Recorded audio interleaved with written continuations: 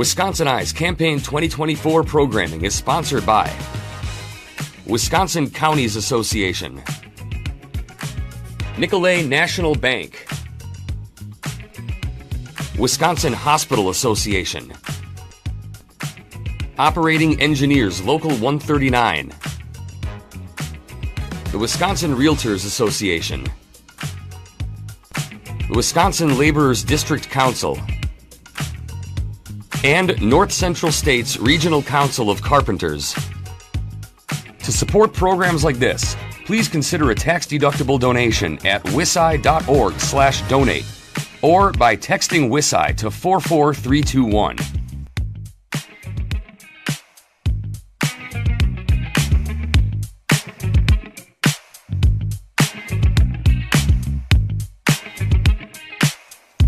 Duane Shukoski from Neenah is the Democratic candidate for the 53rd Assembly District. The election is November 5th. Duane Shukoski, welcome to WisconsinEye.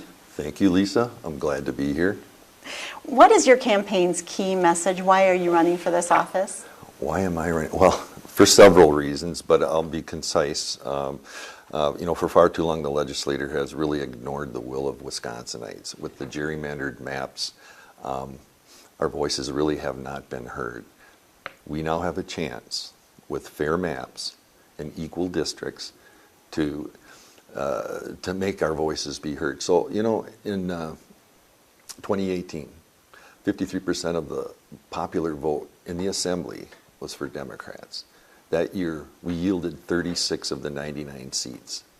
So, the redistricting has really been helping. In my opinion, I'm seeing it. I have to remind people at the doors that this is new now. We've got a chance. Your vote will be a full vote this time instead of 2/3 of a vote, like it used to be. So if you're elected, what's an example of a bill that would be a priority for you to introduce? Oh, several. I mean, there's so much that we need to do. Granted, if we get into the majority, there's a lot of stuff we need to fix, things like Act 10, things like that. But I'm kind of an environmentalist at heart, so with my years at Kimberly-Clark, I was an environmental leader for the last 10 years. So PFAS, I happen to know a little bit about that chemical, that forever chemical, and we have it here in the Valley, and it's hard to get rid of. It's very costly to have it tested. There are companies that could use some help with that just to get it out of here. So as you likely know, if you're elected, you'll be entering during a biennial budget year. Yes. The state's expected to have more than a $4 billion surplus. What would be your top two priorities for use of that surplus funding? Well, here again, you have to create a balance. I mean, we can't just spend everything, right? So we have to do that consciously and maintaining that. I think we've got like a $2 million rainy fund right now, maintain that. But what I'm hearing at the door is the cost of living is too high. Child care is crazy. So we need to do things to enhance those programs. It's the child care, what was it called? The child care counts? Counts. That's going to end in 2025. I think it's in June. We need to make sure that is funded. Are tax cuts or tax reform part of your platform at all? Well, yeah, tax cuts, but for the right people. I mean, for far too long, it's been those of us who are less fortunate that don't realize that. We need to make sure that a tax cut goes to the middle class, the working families of the district and the state, so that they can get the relief that they're long overdue. K-12 education is a leading issue for many voters. What is your campaign's top priority for K-12 education? Well, let's fund our schools first and foremost. I mean, I've got two beautiful little granddaughters in public education right now, so they're in public schools in Neenah, and it's important to me that they have a world-class education so that they can hit the workforce, and do what they want to do in life. So increase in funding is a priority for you? Absolutely, yes. We've been underfunding our schools for quite a while. My school that I went to, elementary school, is shuttered. There's like 4 or 5 in this district that have been shuttered, and that's for a reason, right? I mean, we haven't been funding our schools adequately. When the Walker administration came in and took almost $1 billion out of public education, wow, that hurt. And we're still seeing the outfall from that. What about higher education, the state's system of 4- and 2-year colleges as well as technical colleges? What does the future of that system look like to you, and where should the legislature be focusing? Both, absolutely both. The school we're in right now, my wife and I, Tech? yep, we're at Fox Valley Tech. My wife and I took classes here. She got a certificate and became an awesome medical transcriptionist. She was at the top of her class, and yeah, so these schools are very important, for skills. If you get into the skills trade, a lot of those union jobs, they pay a living wage, and they have great benefits. So definitely 2-year schools. 4-year as well. I mean, we just shuttered Fox Valley, UW Fox here. That's closing. What are we going to do with the Barlow, what is that called? Yeah, planetarium, things like that. There's, it's terrible. They need more state funding? They do. Do you support full funding for the universities of Wisconsin system then? Absolutely. I mean, when we train and teach our children to the world-class education, and we retain them here, that's great for our economy. It's great for our communities. Absolutely. What do you see as the state's largest workforce development challenge, and how would you propose to address it? Workforce development. I want to say that up until February, I was employed, and I lost my job at ProAmpac. So I was there for a year as an EHS environmental health and safety manager. I tried for unemployment. That system is set up, it sets you up for failure. It is really difficult. There is no grace period. So for me, it's like, I'd like to get on a committee to kind of address those issues. Make it easier for people to re-enter the workforce, is that what you're saying? Well, that and, not put such a burden on people who just lost their job. I mean, when I lost my job, I had a lot of things I had to do to kind of right the ship for my family. I had to sell a car. I had to, I had loans that I couldn't, I had to get rid of. So, yeah, that needs to be relooked at. I'll say that for sure. Okay. A few more workforce questions for you. Investments in public and energy infrastructure grow our state's economy. This also provides an opportunity to invest in our state's workforce, but currently there are no requirements for hiring local workers. Would you support a state resident hiring requirement for state, local, and utility scale infrastructure investments? Absolutely. I mean, that's a no-brainer, right? I mean, because, if we hire union workers here, when you have a union come in and do the work, you're more than likely guaranteed a good job is going to be done. The people that are doing the work are going to be paid adequately so that they can invest into our community. So yes, definitely. Employee classification is an issue in the construction industry. Some employers misclassify workers as independent contractors or pay them in cash off the books. This lowers costs by avoiding payroll taxes and unemployment insurance, and it puts compliant companies at a disadvantage when bidding on projects. Plus, those misclassified workers may be denied minimum wage protections or overtime pay. Are you aware of this issue and what should be done? Yes, that's definitely an issue. Misclassification is it's cheating to me. It's like calling somebody something else that they're not. If you're an employee, you're an employee. Contractors, there are contractors and there's contractor groups, but when it comes to specific jobs that we know are where you would be considered an employee, all they're doing is, companies can come in and do scrupulous things like, not pay benefits. They can pay a lower wage. Even cash, they can pay cash, in situations like that rather than. So what happens to the state? We lose out on revenue.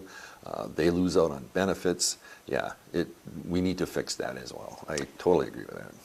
Affordable rental housing is an issue in Wisconsin, and some support government-imposed rent control to maintain affordability, while others argue keeping rent artificially low will decrease rental supply, resulting in increased prices. What is your sense of housing as an issue, and which best addresses rental housing affordability? Is it rent control or building more rentals or some other solution? Well, there are solutions, and I consider myself a problem solver. I like to leave things better than I found them. This issue is not partisan. This affects everybody. And I'm reading here, the legislature last session passed a bipartisan workforce housing bill. There you go. There's a start. there's clearly a willingness to work on this issue. I just hope we can continue that momentum, and I'd love to be a part of that. I think building more rentals is part of what should Absolutely. happen. You know, and yeah, I don't know how to answer the question about, should we cap Rent control. rent control? I don't know if that's the answer, but there needs to be a way to bring rent down. It's crazy right now. And knocking on doors, I'm also knocking on rentals. And I'm seeing what people are having to put up with. There's some pretty lofty price tags on some of these rentals that used to be $500-600 a month, are now $1,300 a month. I'm like, how did that happen? So it's a subject I need to dig into more, and definitely it is, like I said, it is a bipartisan issue, and both sides are looking at this, so thumbs up on that. Transitioning to healthcare. Medical systems are facing numerous headwinds in the form of inflation, workforce development, and issues around Medicare and Medicaid reimbursement, resulting in fewer services and even the closure of a hospital system in western Wisconsin. What would you do to preserve access to care and prevent future closures? Well, here, it's a personal story for me. I mean, I started out in foster care at 3. I was taken away, placed in foster care. So I grew up in those types of systems. It wasn't Badger Care at the time. So in the mid-60s to mid-70s, I always tell people, if you paid your taxes, thank you. You helped raise me. Now this is my way to kind of pay you back as well. So, yeah. Healthcare access. Yeah. We turned down the Medicaid expansion. That's one of the reasons I came forward too. 90,000 of us were left in the dust. I don't know if the legislature really understands that they're affecting people's lives, and we're all created equal. Why are we doing this to different parts to Wisconsinites in this state? Do you support increasing the Medicaid reimbursement rate to hospitals? Absolutely. They need help. And we can't forget about our rural communities. So if it's bad in the cities, it's going to be twice as bad out in rural areas. So, yeah, definitely. What about mental health care? It's a growing concern for Wisconsinites, also for state and county budgets. What are you hearing about mental health care in your district, and how would you address those issues? So mental health care, yes, it's with COVID, it's increased, but we don't have enough. I believe we don't have enough social workers. We don't have enough folks who can deal with that in the community. So, improving access to we would have to get the professionals. Incentives for training? For training, yes, absolutely. Abortion policy. How should Wisconsin move forward on the issue of abortion? Oh my Lord, I don't understand this. Attack on women. I don't get it. It's crazy. Like I said, I've got 2 beautiful little granddaughters. I love all the women in my life. I would never do that. I would never get in the way of that. I have 3 sons, and I know each pregnancy was different and required different care. We got lucky, and our boys are fine, and our granddaughters are fine as well. But there's those times when pregnancies don't always go right, and one size does not fit all. We need to allow doctors and women to make their choices, and we need to stay out of it. Any number of weeks as a limit? I'm not a doctor. Once again, this should be up to the doctor and the woman who's having the child. What are the pressing transportation needs in your district, and how important is it that these needs are addressed, and for the state to keep on schedule with reconstruction of aging interstates and significant corridors of commerce? Well, there's been quite a bit of an investment with the IRA in the 53rd. Our roads are getting better. Where's Governor Evers? But yeah, there's still some work to do here in the Neenah, Menasha, Appleton area. Anything specific? Well, I tell you, I knock a lot of doors. I don't walk at all. I've got a little moped. It's called a Buddy 125, so I call him Gilligan, my little buddy. My back hurts a lot, coming from some of these neighborhoods where the roads are just terrible. I feel every bump, every pothole. But like I said, it's getting better. We're moving in the right direction, but more work needs to be done, definitely. You mentioned PFAS as a priority for you. They Yes. are also concerned for a growing number of Wisconsinites. How would you propose to address that issue? With PFAS, well, like I said, it's a forever chemical. I think the government can, our state government could help local businesses get rid of the stuff, whether it be through grants or whatever. There's got to be a way that we can help them. It's very, very expensive to get rid of.